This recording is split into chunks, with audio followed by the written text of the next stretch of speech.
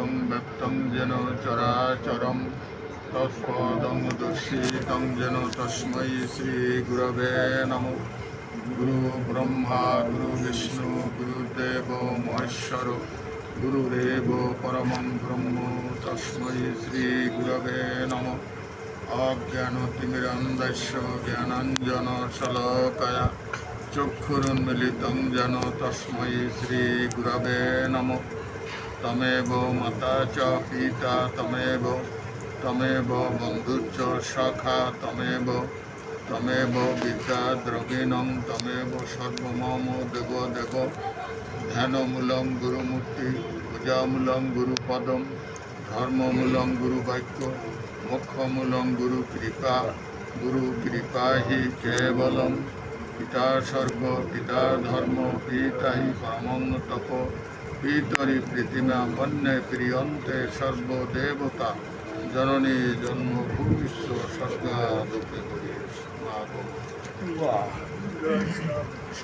শুধু সজ্জন ভক্তমণ্ডলী মাতৃমণ্ডলী, আমরা প্রতি সপ্তাহের ন্যায় প্রতি শুক্রবারের ন্যায় আজকে ওই পবিত্র অঙ্গনে এই পবিত্র মন্দিরে এই তীর্থভূমিতে আমরা সমবেতভাবে প্রার্থনার মাধ্যমে গানের মাধ্যমে কথার মাধ্যমে এবং আমাদের অন্তর্নিহিত ভক্তি ঠাকুরের কাছে মায়ের কাছে স্বামীজির কাছে নিবেদন করলাম। জানি না আমাদের এই নিবেদিত অর্ঘ্য আমরা শুদ্ধভাবে নিবেদন করতে পেরেছি কিনা, তবুও আমরা কায় মনোবাক্যে প্রার্থনা রাখব আমাদের এই নিবেদিত অর্ঘ্য ঠাকুর মা স্বামী তোমরা গ্রহণ করো।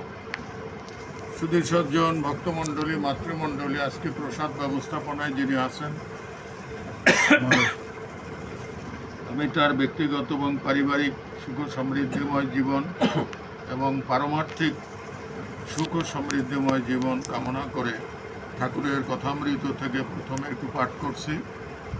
তারপরে আজকে আপনারা সবাই জানেন যে আগামীকাল ভগবান শ্রীকৃষ্ণের শুভ আবির্ভাব তিথি, সেই উপলক্ষে আমি দু চারটি কথা বলব।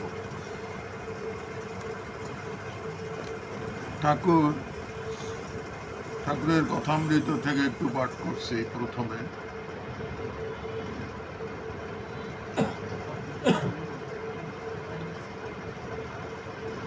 ঠাকুর শ্রী রামকৃষ্ণ বলছেন, ঈশ্বরকে লাভ না করতে পারলে বোঝা যায় না তিনি কেমন।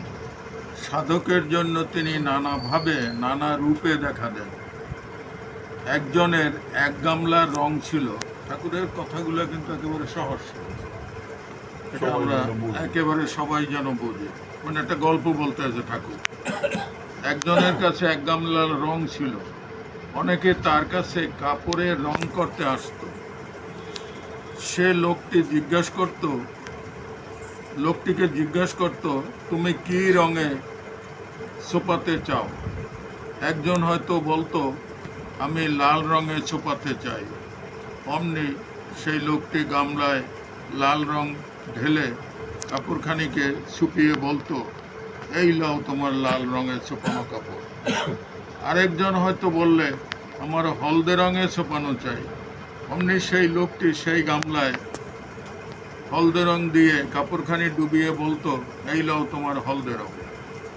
নীল রঙে ছোপাতে চাইলে আবার সেই একই গামলায় ডুবিয়ে সেই কথা এই লাও তোমার নীল রঙের ছোপানো কাপড়।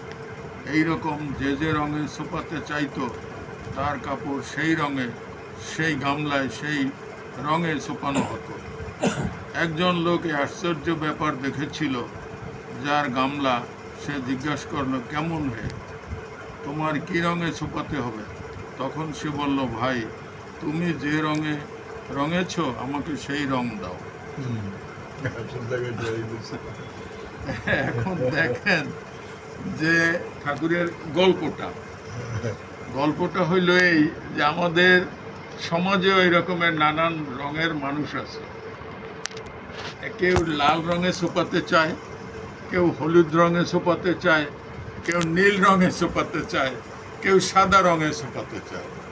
এবং আমরা এই সোপানের জন্য এক একজন যে গামলার মতো, গামলার যিনি কর্তা, সেই রকম আমরা এক একজন কিন্তু এক এক গুরুর কাছে যাই। আমাকে হলুদ রঙে ছোপাইয়া দেন, আমাকে লাল রঙে ছোপাইয়া দেন, আমাকে সাদা কাপড়ে ছোপাইয়া দেন, এইরকম। এইটা আমাদের কোনো বিষয় না। বিষয়টা হলো যে আমাদের সনাতন ধর্মের বিভিন্ন মত এবং পথ আছে, এটা স্বীকৃত।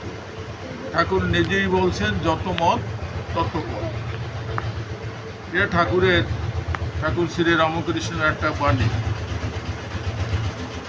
আর একটা গল্প শোনেন। একজন বাহ্যে গেছিল, দেখলো গাছের উপর একটা সুন্দর জানোয়ার রয়েছে। সে ক্রমে আরেকজনকে বলল, ভাই, অমুক গাছে আমি একটা লাল রঙের জানোয়ার দেখে এলুম। সে লোকটি বলল, আমিও দেখেছি। তা সে লাল রং হতে যাবে কেন? সে যে সবুজ রং।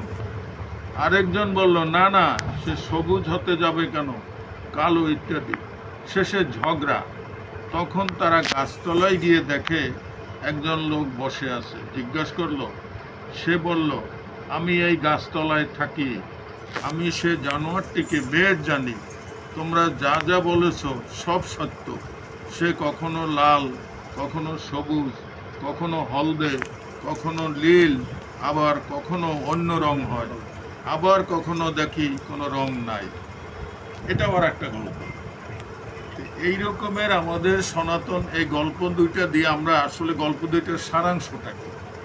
গল্প দুইটার সারাংশটা হলো এই যে আমাদের সনাতন ধর্মে বিভিন্ন মত ও পথ, এবং আমরা যে মত ও পথে থাকি না কেন আমাদের উদ্দেশ্য এক, আমাদের গন্তব্য এক।